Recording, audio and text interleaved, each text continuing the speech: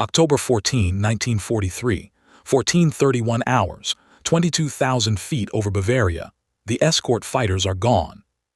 They turned back 2 hours ago, near Aachen. Their fuel gauges left them no choice. Now 291 B-17 flying fortresses are crossing southern Germany without a single friendly fighter within 200 miles, and the 109s know it. They have known it for 40 minutes. By the time the formations reach, 60 bombers are down, 600 men, in one afternoon. The 306th Bomb Group loses 10 aircraft out of 16 dispatched. The loss rate for the mission clears 20%. The Army Air Forces allows for 2. 8th Bomber Command quietly suspends deep penetration raids into Germany. There is no announcement. There doesn't need to be.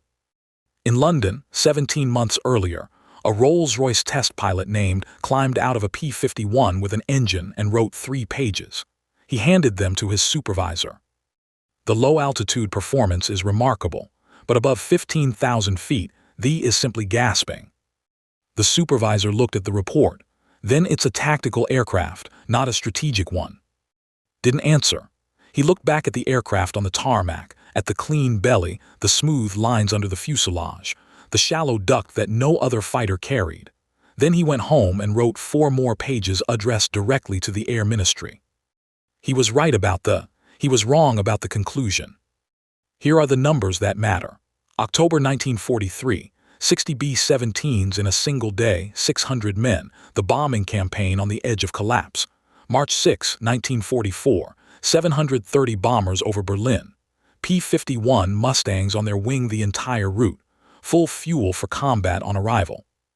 Goering had told that the physics of range made this impossible. He had the mathematics. He had the intelligence reports. He had every reason to be confident. The man who proved him wrong was born in Germany. The doctrine had a name. The bomber will always get through.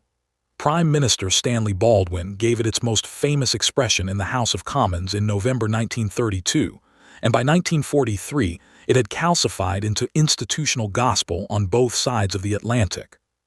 The logic was simple.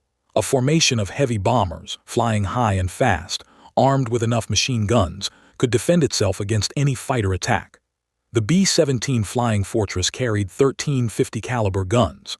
Stacked in tight defensive boxes, the formations created interlocking fields of fire that on paper made a fighter pilot's approach suicidal. The Luftwaffe spent 6 months figuring out the paper was wrong. By mid-1943, German fighter controllers had identified the precise geometry of the B-17 formation. The nose was armored. The top turret was lethal. But the approach from dead ahead, slightly below, at closing speeds above 500 miles per hour, gave a deflection angle that the turret gunners couldn't track. Fighter wings JG-1, JG-2, and JG-26 refined the tactic through the summer. In the August 17 raid on, the lead groups absorbed this attack in sequence. Loss rates in the leading elements reached 24% in a single pass. The self-escorting fortress had met its answer, and the answer flew at 360 miles per hour straight through the nose. 8th Bomber Command tried 3 times to solve the range problem before the answer arrived. First, the P-47 Thunderbolt, fitted with external tanks, range extended to 400 miles. At 250 miles beyond that limit, the P-47s waggled their wings and banked away. The bomber crews watched them go. Then they tightened their formation and started counting minutes. Second, the P-38 Lightning. The range existed. Over Germany in December 1943, the oil in the left engine froze at altitude. Not a combat failure, a physics failure. Pilots who had crossed the Dutch coast simply lost power over Westphalia and didn't come back. Third, the theory that the B-17 could protect itself. 13 50 caliber guns per aircraft, interlocking fields of fire. The Luftwaffe found the dead angle at the nose and flew straight through it at 500 miles per hour. August 17, 1943, 24% losses in the lead elements. 1 pass. The theory was retired that afternoon. 3 attempts. 3 answers that cost men instead of solving the problem. The answer was already built. It sat on the tarmac at North American Aviation's Inglewood, California facility, and it had been there since October 1940. Edgar was a German-born engineer who had worked at before emigrating to the United States in 1931. A man who understood German aviation philosophy from the inside.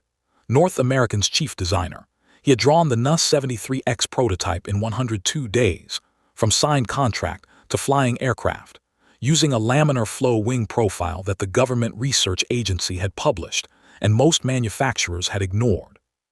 The result was 10 to 15% less drag than a conventional wing at cruise speeds. Knew what he had built. The problem was the engine sitting in it. The engine produced adequate power below 15,000 feet. Above that altitude, it lost compression, and the P-51 became a different aircraft. Slower, heavier on the controls, unable to match a 109 at the heights where the bombers flew. The British assigned the early P-51s to low-altitude duties. The aircraft's potential ceiling sat unused. On April 30, 1942, flew one and wrote his report. The sentence that changed the calculation. The P-51 airframe, fitted with a Rolls-Royce Merlin engine, would likely produce an aircraft superior to any single-engine fighter in service. The results came back in October 1942. Maximum speed, 441 miles per hour. High-altitude performance, matched the Spitfire. The ceiling had been a ceiling. The Merlin removed it. The third man in this chain was Tommy Hitchcock, polo player, World War I veteran, lieutenant colonel attached to the U.S. Embassy in London. Hitchcock flew the Merlin-converted Mustang and wrote his own report, addressed to the War Department in Washington. I believe that this aircraft is the answer to our need for a long-range fighter, and that it should be adopted by the U.S. Army Air Forces as a matter of urgency. The report circulated. Hitchcock. He found the right offices and the right officers and made the argument that the motor car company in Detroit already held a license to produce the Merlin. The supply chain existed. The conversion would not require importing engines from England. It required a production decision. The decision came slowly, too slowly for the crews flying to. But by November 1943, the first P-51s with Merlins were landing at bases in East. The aircraft carried something else that German intelligence had not anticipated. An 85-gallon fuel tank installed directly behind the cockpit, inside the fuselage.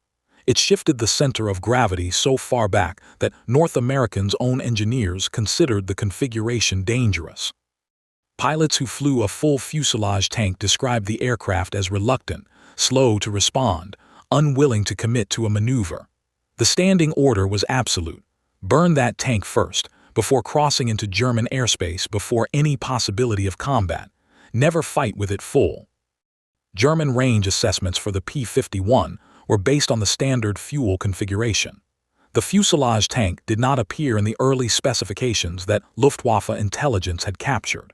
Their calculation of the P-51's operational radius was short by roughly 300 miles. 300 miles was the distance to Berlin. Lieutenant Colonel Don climbed into his P-51 at Essex at 6:15 hours and ran the pre-flight checks by feel. He had flown 400 combat hours in 3 years. The fuselage tank behind his seat held 85 gallons. The aircraft sat tail-heavy, nose slightly elevated, the controls already communicating their reluctance through the stick. He had briefed his pilots on this an hour earlier. Burn the fuselage tank first, no exceptions, before the Dutch coast disappears behind you. If a German fighter finds you with that tank above half full, you will not be able to answer him. The 4th Fighter Group launched their P-51s into a gray English morning. The temperature at altitude would be minus 40 degrees Fahrenheit. The mission order called for rendezvous with the bomber stream over the North Sea, escort to target, escort home. The target was Berlin. This was the first time those words appeared together in an operations order. Wheels up at 6:15 hours.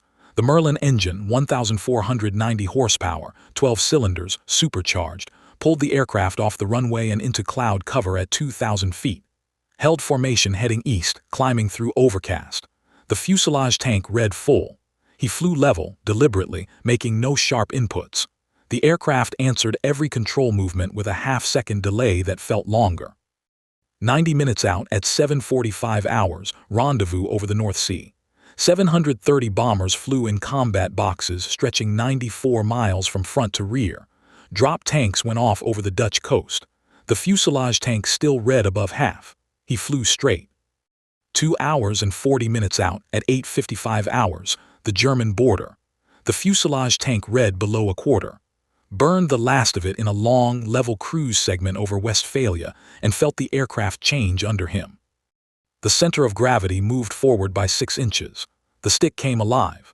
The P-51 that had been sluggish and deliberate for the last 2.5 hours became the aircraft he knew. He ran a quick scan. Fuel in the wing tanks, ammunition full, engine temperature normal.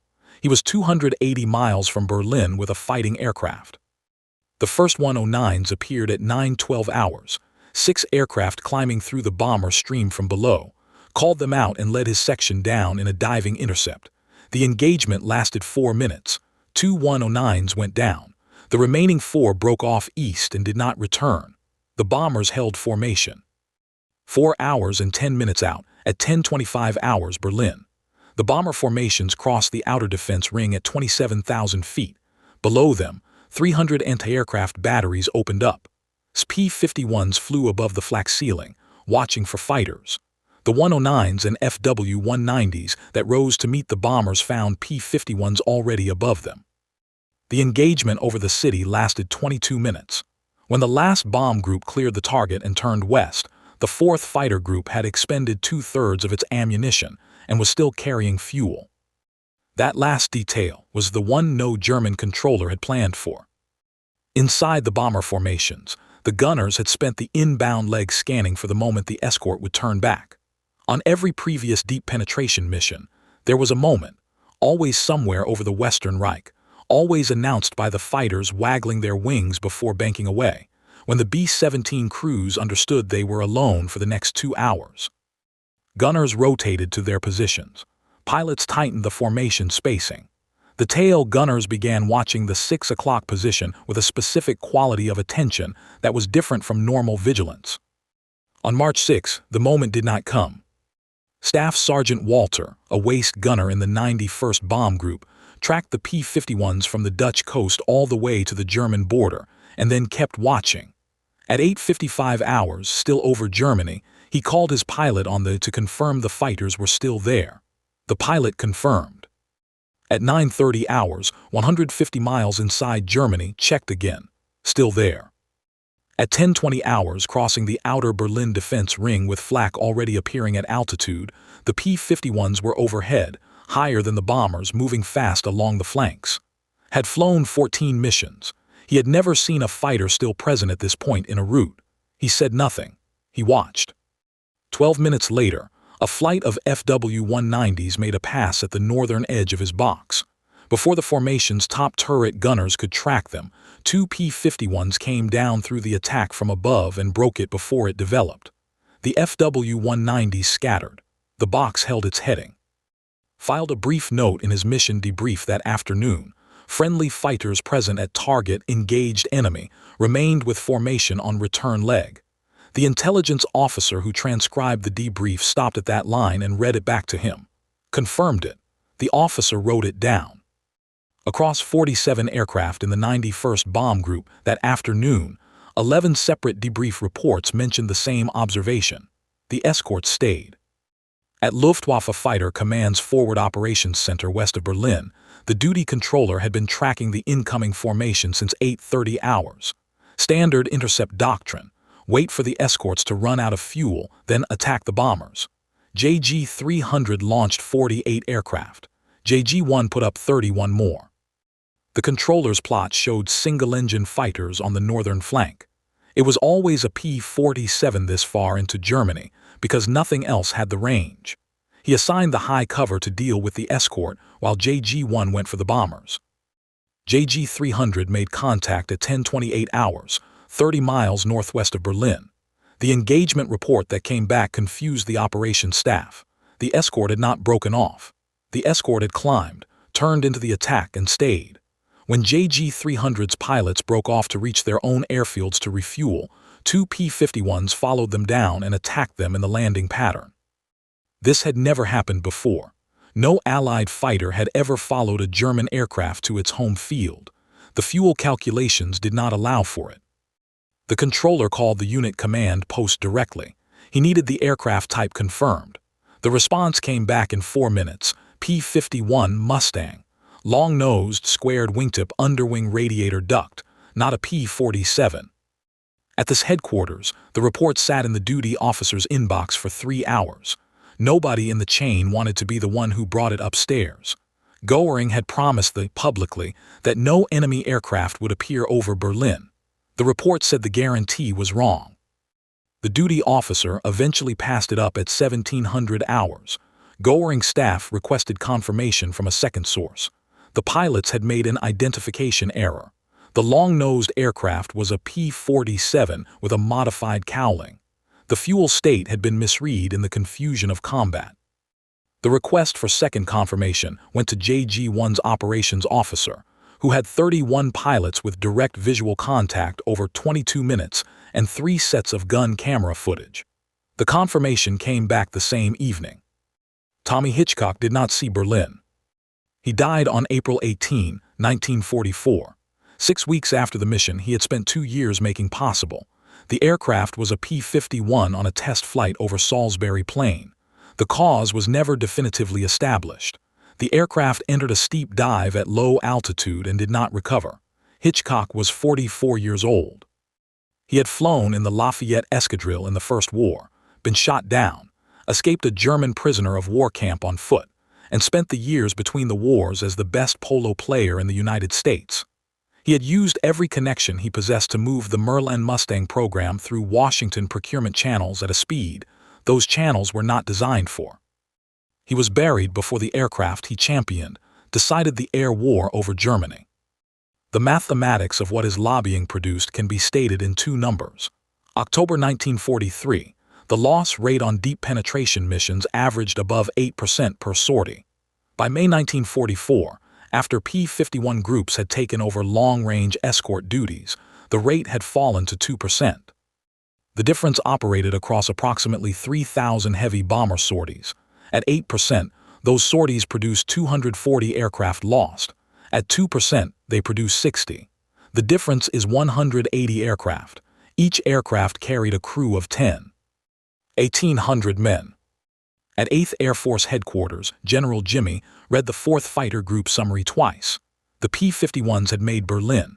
They had fought over the city. They had come back. The following morning, he issued orders expanding P-51 operations to all available fighter groups. The priority was no longer escort. The priority was the destruction of the Luftwaffe wherever it could be found. His order from January 5, 1944 had already laid the foundation. Fighters were no longer required to remain with the bomber formation. Under the old doctrine, a P-51 pilot who chased a 109 away from the formation had technically violated his orders. Changed the measurement. Success was now the destruction of the Luftwaffe. Escort was the method, not the objective. FW had published the physics in 1936. One engineer read it carefully. Every other major manufacturer ignored it. Shaped the cooling duct correctly, and the heat the radiator generates becomes thrust instead of drag. At cruise speed, the P-51's cooling system cost nothing. At higher speeds, it pushed. Goering built his guarantee on the assumption that Allied engineers had read the same books his engineers had and reached the same conclusions. Edgar had read different books, or read the same ones and believed different parts. That is the distance between Berlin being safe and Berlin burning. By June 1944, the Luftwaffe could no longer sustain concentrated defense of any single target. When Allied ground forces came ashore on June 6, the Luftwaffe flew 319 sorties over the invasion beaches. The Allies flew 14,674. The air superiority that made that ratio possible had been purchased in the skies over Germany between January and May 1944, one fuel tank at a time. Understood what had happened before most of his superiors were willing to admit it. He wrote about it after the war. The day we saw American long-range fighters over Berlin was the day we lost the war in the air. In 2026, Ukrainian drone operators flying long-range strike missions into Russian territory measure their weapons' effectiveness in one variable, range to target, not explosive payload, not speed, range. The operational logic is identical to what recognized in January 1944 and what Hitchcock had argued 2 years before that. When the defending force cannot calculate where the striking force will appear, the defensive geometry collapses. Distance is not protection. It is only distance. The P-51, flown by Chuck, sits in the National Air and Space Museum in Washington. The airframe is original. The radiator duct under the fuselage is intact. Most visitors walk past it without stopping.